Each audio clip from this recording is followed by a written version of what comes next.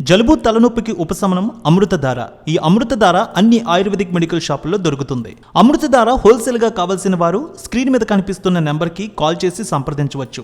Online లో కూడా మీరు ఆర్డర్ చేసుకోవచ్చు. తెలుగు చిత్ర పరిశ్రమలో acting, dance, fights, handsome looks తో ఆకట్టుకుంటూ సుదీర్ఘకాలంగా టాప్ హీరోగా దూసుకు వెళ్తున్నారు సూపర్ స్టార్ మహేష్ బాబు.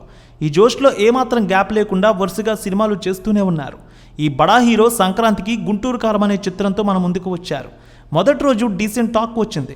దానికి తగ్గట్టుగానే రెస్పాన్స్ భారీ స్థాయిలో లభించింది. కలెక్షన్లు పోటెత్తుతున్నాయి.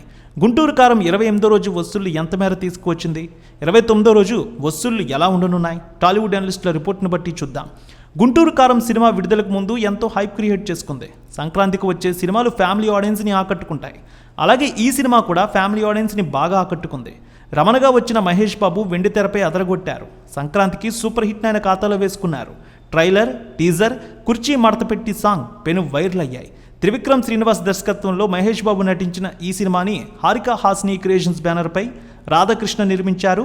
శ్రీలీల, మీనాక్షి చౌదరి ఇందులో హీరోయిన్స్గా చేశారు. ప్రకాష్ రాజ్, జగపతి బాబు, జయరాం, రమ్యకృష్ణ కీలక పాత్రలు పోషించారు. తమన్ ఈ సినిమాకి సంగీతాన్ని ఇచ్చారు. ఈ సినిమాకు అద్భుతమైన బిజినెస్ జరిగింది. ట్రైలర్, టీజర్ ఎంతో ఆకట్టుకున్నాయి. బిజినెస్ చూస్తే నైజాం 42 కోట్లు, సీడెడ్ 13 కోట్లు, ఏపీ అన్ని ప్రాంతాలు కలిపి 46 కోట్ల మేర బిజినెస్ అయింది. మొత్తంగా తెలుగులో 102 కోట్ల కమ్ముడైంది.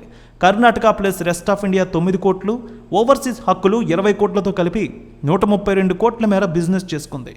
ఆరంభంలో మంచి హైప్ని క్రియేట్ చేసుకున్న ఈ సినిమా తొలి రోజు ఎవ్వరూ ఊహించిన విధంగా 94 కోట్ల రూపాయలు తీసుకువచ్చింది సంక్రాంతికి.